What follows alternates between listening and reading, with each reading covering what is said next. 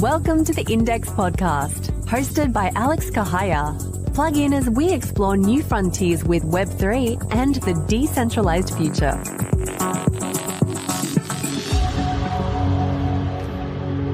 Hey everyone, and welcome to The Index, brought to you by The Graph, where we talk with the entrepreneurs building the next wave of the internet. I'm your host, Alex Kehaya, and in today's episode of The Index, I'm thrilled to welcome Nicolas Kokkalis and Chengdiao, the co-founders of Pi Network, the first digital currency that can be mined on your phone. We will learn all about how Pi differs from other crypto projects, their approach, and the utility that they're building. Welcome to the show. Thanks for being here. Thank you for having us, Alex. Thanks, Alex. So I would just first love to learn more about you guys. Like, how did you meet? How did you get the idea for Pi? Like, what is the genesis story for in your backgrounds? Pi Network is a combination of our academic and also personal interests. Nicolas and I got to know each other a long time before we built Pi. So he is always a hardcore computer scientist, from hardware to theory or distributed system, which is a precursor to blockchain and later human-computer interaction. I am a social scientist. During my second half of my PhD at Stanford, I also got interested into human-computer interaction. So that's where Nicolas and I collaborated many years on multiple projects in social computing, crowdsourcing, building large-scale systems, design systems for scaling human communication and productivity. We wrote a few papers together. And then we both are interested in entrepreneurship. So we combine all these interests together. Pi combines all these interests I mentioned above. And to solve human interaction, facilitate large-scale participation and collaboration to create something larger than, just the people combined collectively. And then we think blockchain is a very powerful technology to facilitate that. And we look into the solution in that space. And actually, Nicolas was even teaching a class on decentralized applications on blockchain. And through that experience, we discover, certain issues of the industry at the time. Especially through that experience, we were very frustrated with the current limitations and implementations of the crypto industry at the moment. We initially tried fixing the user experience problems that some other platforms had. Soon we realized that without actually building our own platform, we would not be able to create a truly decentralized and truly accessible cryptocurrency for people to use. So that's because fundamentally people would not have been able to mine it themselves without upfront financial costs. We ended up designing Pi to address all these issues, and we aim to have accessibility, inclusivity, and wide distribution on a large social network that recognizes Pi and this way allows true utility to emerge. Yeah, accessibility has multiple aspects. There is the financial barrier, there is knowledge barrier, there is also the easy to use or, the technical logistic barriers. So in order to achieve true accessibility, you need to solve all these barriers in order to break down all the barriers and have a free flow of user experience. And that's what Pi trying to address those issues. So specifically, have a phone that is accessible. Almost these days, everyone can have a phone. And also accessibility is about equal opportunity. So it's free. Everyone can just go to the App Store and download. And then, easy to understand, meaning that people don't have to have a CS degree in order to know how to run a node to mine, but they can use a phone and an app. And building the user experience easy enough for them to follow. The education of the whole process of what is mining, how you can mine, this is also important.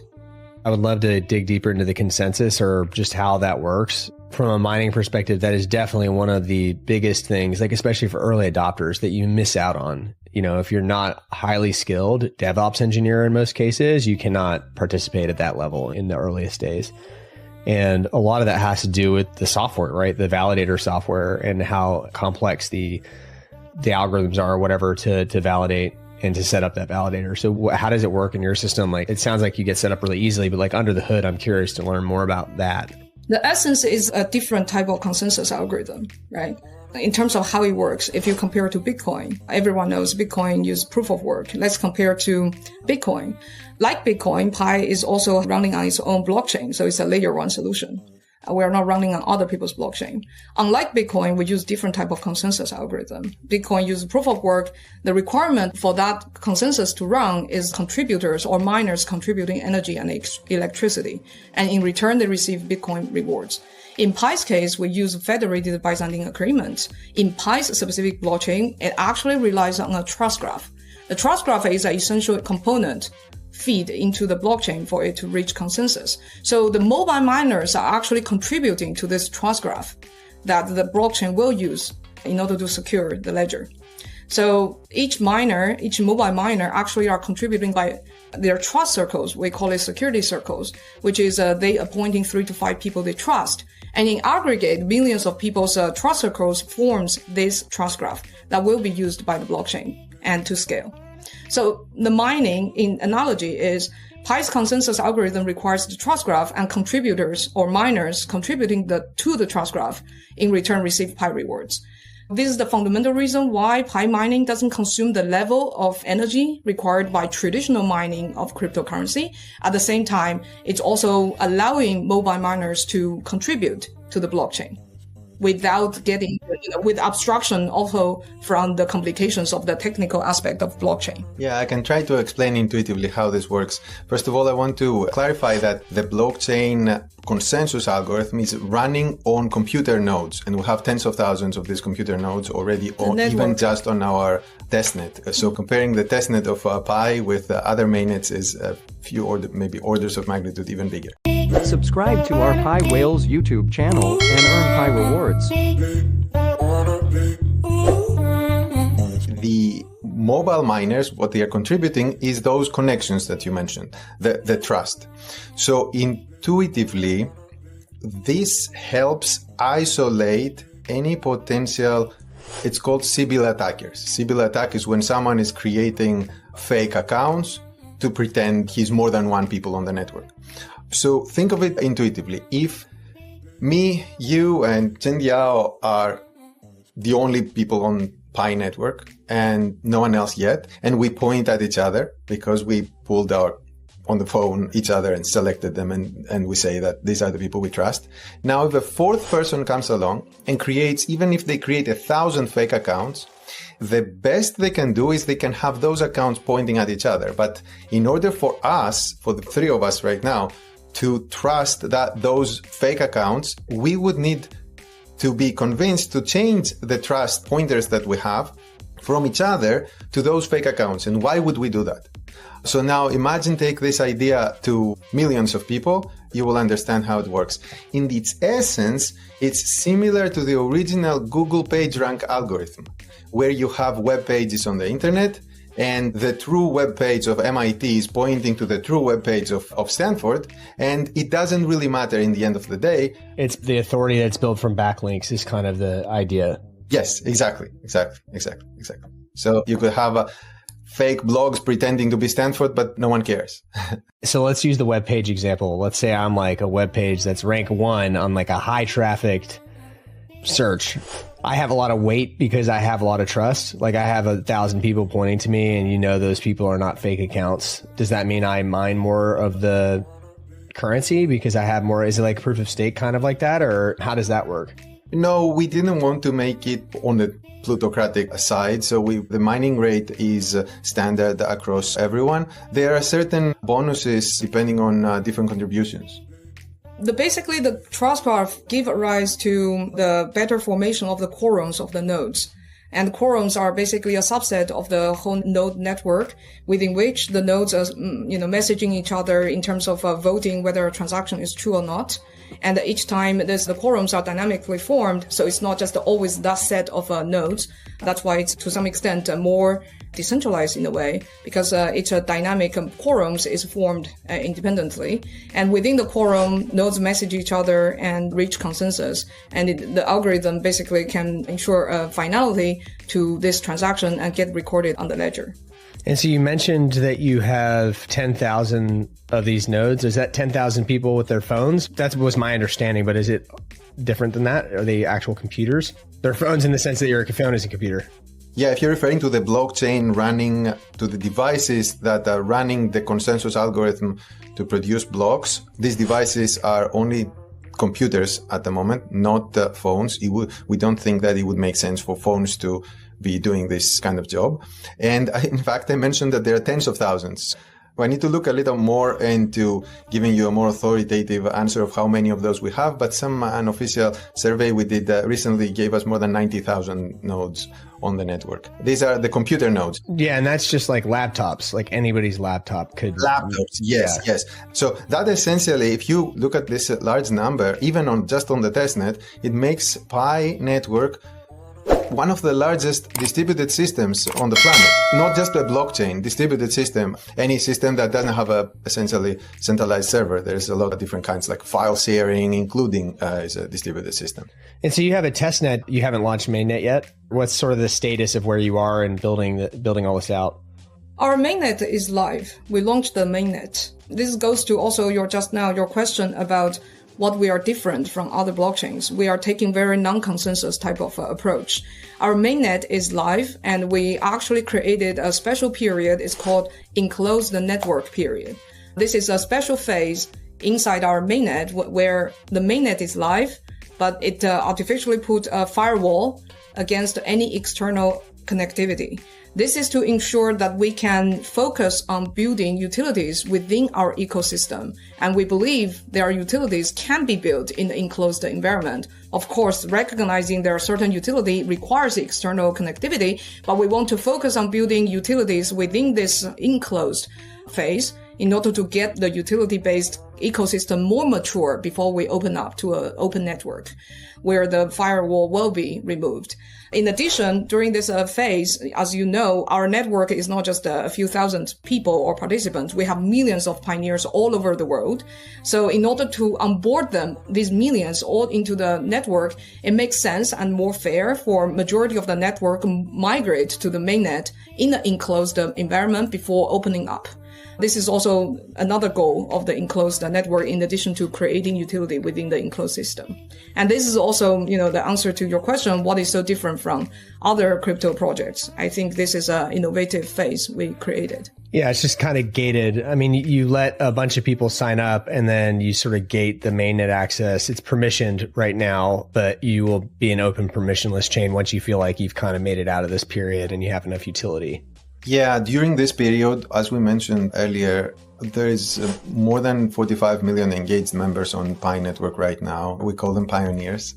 We are in the phase of accomplishing KYC for them and transitioning them to the mainnet. The mainnet you see on the Block Explorer is the real mainnet that will continue when it's open. Right now, we've KYC'd over 5 million people, and that's one of the goals to make the migration. Yeah, this choice of this strategy is also based on Pi's philosophy of inclusivity, right? Our requirement of KYC is also making sure that all corners of the world regions are able to KYC and get onto our mainnet. This period supports this process.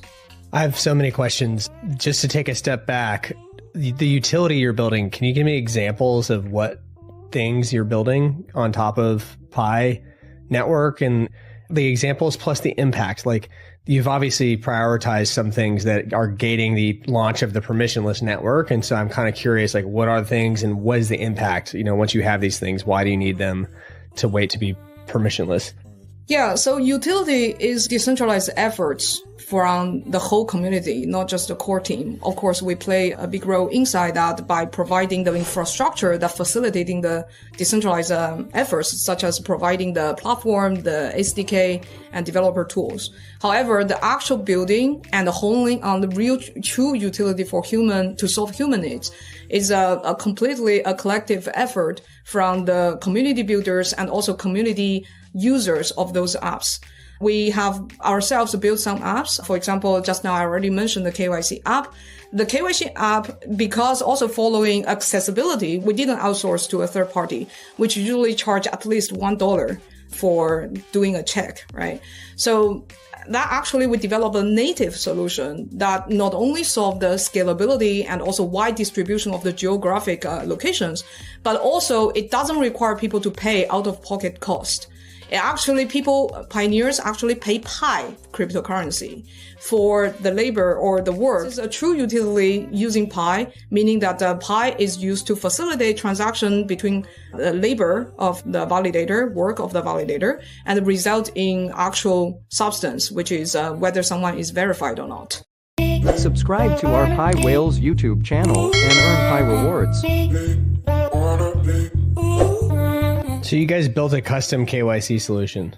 Yes, we did. We have to because, even the market providers don't necessarily provide KYC in, for example, regions that are really small or have a smaller market, because most of the KYC providers are, profit driven. Building the infrastructure for a specific small region really costs a lot for those businesses. But for Pi, in order to really achieve inclusivity, we have to provide KYC solution to all regions where our pioneers exist. So we designed innovatively this design that's scalably to cover all geolocations while at the same time not, costing out of pocket. What is the process under the hood again? And like, what is running there in the app, and how do people verify identity? Especially this manual process, it sounds like with pioneers who are doing the work.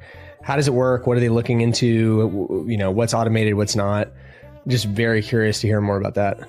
Well, it starts as a typical KYC solution, what you would expect. So you pull your phone, you have to show liveness, turn your head, respond to certain prompts. You have to show your ID, and the ID is captured, and then AI is reading it. You have to fill out certain information, which is pretty standard stuff that all the KYC solutions do. We have a back end layer, which is processing all those things automatically as much as it can. And as expected, there are some cases where and certain questions that the AI has or is uncertain about, and those questions need to be answered. Every KYC solution has to answer them with humans. So what we're doing at Pi is that we reward existing selected trustworthy already KYC'd members of the Pi network to answer those questions. We also had to add an additional layer of security on this so that what they see is not the raw data of what someone updated. So for example, if someone were to want to verify the face of someone on an ID versus whatever we got from a selfie picture that they get, then our software is cutting out only the picture from the ID, is cutting out the picture from the selfie, putting the two together and asking a validator to say, are these two pictures the same person? Yeah, like it's packed into this one app that basically follow the guidelines of law and regulations. This is not just a work that we do just for Pi network. The whole community actually have this produce this large scale KYC, the social network, is actually a contribution from Pi network, from all of us, including pioneers, to the world. Because, as the industry towards, getting more and more into the compliance, having a large enough social network that is KYC make the world ready to plug in true Web3 tools or services more easily. It also facilitates more easier onboarding of future other chains or other blockchain or financial services or Web3 type of applications that has a financial aspect or element inside. This is something that why we need to actually build an in-house kind of solution, because it's important for our philosophy of accessibility, but also it actually create a great contribution. I mean, there was in Web 2, Facebook's innovation was using real identity, real name in the social network. And that breakthrough the last few decades, the fame and the boom of Facebook.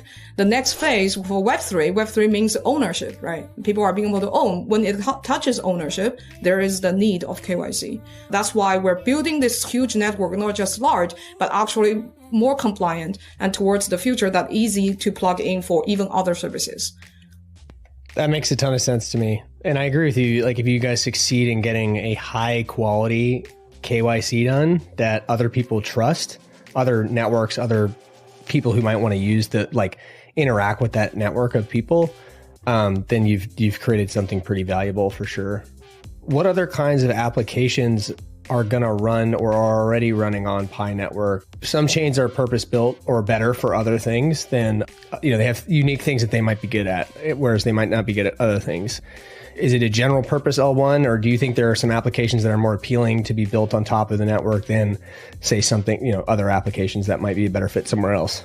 Any type of blockchain application that from other networks can also run on Pi. There's no restrictions there. We focus also on applications that traditionally have not been popular on blockchains. And I'm talking about applications that are very popular even in Web 2, the way that the world has been working until now. We had a couple of hackathons, and we have some programs inside Pi for people to collaborate and create apps. And we've had a few thousand developers engaged, producing hundreds of apps, and tens of thousands of pioneers giving them feedback on these ideas. So through these, they have started building applications of various kinds. Like, for example, one vertical is remote labor. One example is the KYC app that we build, but another example is apps that are similar to Fiverr or Upwork, where a pioneer can provide some work and in exchange get paid in Pi from someone else. And that work could be from something simple as creating a piece of art to something more complex than this.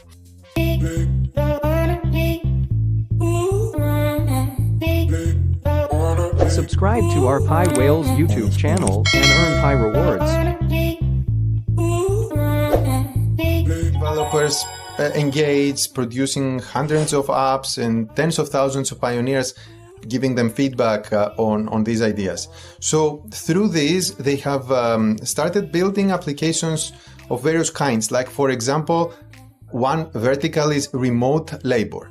One example is the KYC app that we build, but another example is apps that are similar to Fiverr or Upwork, where a pioneer can provide some work and in exchange get paid in Pi from someone else. And that work could be from something simple as creating a piece of art to something more complex than this. Another vertical of applications that we see, we actually have several marketplaces on Pi. And these marketplaces, each one has slightly different angles. Some marketplaces are focusing on user-to-user good exchanges like eBay. Others are focusing on rallying up and connecting merchants around the world. And some are even creating a decentralized network of logistics. So because Pi is in enclosed mainnet period right now, and you can't use Pi to use external FedEx or something like this, people have created this network of individuals who can help with delivery of goods. Other vertical is crowdsourcing tools. So for example, there is an app for creating polls, and someone who wants to get some feedback from community and they don't have a community, they can post a poll there and reward people in Pi for answering those questions that they may have. There is other apps such as quote production, funny quotes, good quotes, quality quotes. And there's, of course, games that are using Pi. For example, when you lose, you spend some Pi to continue, or we use Pi to buy virtual goods, cats and fertilizer or whatever the game has with Pi. Yeah, so basically, overall, the application, in addition to the traditional, like blockchain-based kind of application like DeFi-related, which Pi is capable of providing, especially after the open mainnet, we are also emphasizing utility or apps that facilitate access to true goods and services type of apps.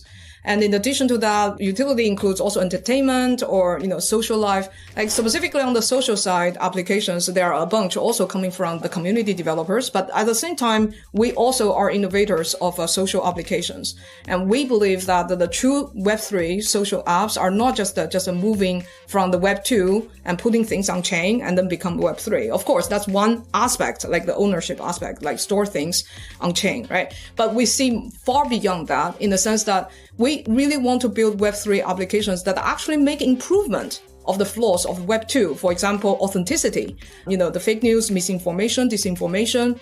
For example, information silo, information overload. How do you find high signal information from a crowd of noises? So we're actually excited very soon. Some of these apps of ours will actually be released. And I want to mention that one of the reasons why we can actually do that at Pi is because of the large number of people on the network. So if certain social networking apps or certain apps that we are describing just now, they only start making sense when you have a large number of people. And the utility is much lower when you haven't reached the critical mass. We're getting towards the top of the show here, and I always ask this last question. What have I not asked you guys that you wanted to talk about? What's the thing I should have asked that I didn't ask yet? Good question. You want to talk about PiOS? Sure, we can talk about PiOS. So since you mentioned open source, we recently launched our own open source license agreement. It's called PiOS. This allows developers to get help from other developers and collaborate when they're producing Pi applications. We saw a lot of adoption, and we saw that it was even helpful in hackathons. So we recently had a hackathon, and that resulted in several PiOS applications that were built. And the good thing about it is that in the end of the hackathon, before we start the next one, there is a code base that even if half of those applications end up the developers not continuing, who knows, but the next set of developers can potentially start from that code and make some use of it. I've seen a few people in our space create their own licenses. I typically go with the AGPL v3 license, just mainly because my business partner helped write it back in the day. And I like that it ensures that the things that I work on, I'm not an engineer myself, but as an entrepreneur, I'm helping get these things built, that they'll always be free and open source. Like I like that license. I lean like very copy left. What is in your license? Like, how is it written? Like, what are the benefits of the license? I'd love to read it too. If you can send me the license, I would love to read it. But just like the high level for people, like what does your license mean and what are the implications of using it? It started by prototyping after the MIT license and has some components inside that are emphasizing collaboration within the Pi network. And yeah, so it facilitates, building inside the network with one each other, while at the same time protects the network itself as well. So it's a high network specific, OS license. That's why it's PiOS, and they facilitate within the network contributions to create applications, one on top of what protections is it providing to the network? What are you guys protecting the network from? Basically, for example, preventing of just a complete copy of this network's applications to completely just migrate to another network, for example. It's exclusively within the network. This enabled a bunch of developers who otherwise wouldn't be sharing their code to feel more comfortable to actually share the code. We find conversations when we're giving grants or when we're discussing with teams of whether they are willing to license their code under PiOS, we find them much easier to result into actually people. And so for something like Pi, you guys have built a massive network. It's almost impossible to replicate that part. The network, the software that runs Pi could be 100% open source, and no one could, I could copy it. I could figure out how to copy it, but like no one's going to use it. It's like crickets and tumbleweed when I launch it. I could go on about this topic like all day. It's not worth getting like too into the weeds. I can see you're very interested in this. You mentioned like there's some really exciting applications that are launching, and I didn't want to leave that one hanging. Like, do you want to say what some of them are to like leak some alpha to people who are listening? Actually, it's still stale, so we will, wait. Maybe soon it will be released soon. Yes. Okay. All right. You can leave us hanging. We will pay attention to Twitter and wait for the announcements. Thanks so much for being on the show, guys. I appreciate it. Thank you very much. Nice talking to you. Bye-bye. Subscribe to our Pi Whales YouTube channel and earn Pi rewards.